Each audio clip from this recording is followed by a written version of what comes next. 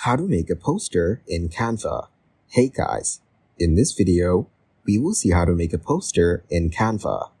First, go to your web browser and search for Canva. Now, open the Canva website and log in to your account.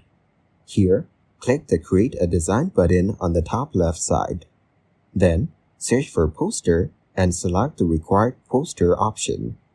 Next, create a design for your poster and edit it.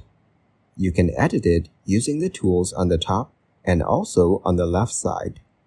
To change the text, click on it and change it if you want.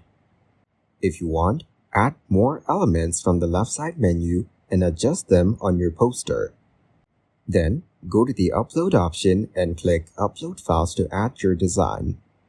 Once you're done, export and download your poster to your device. Thank you guys so much for watching. I hope you got some value. See you in the next one.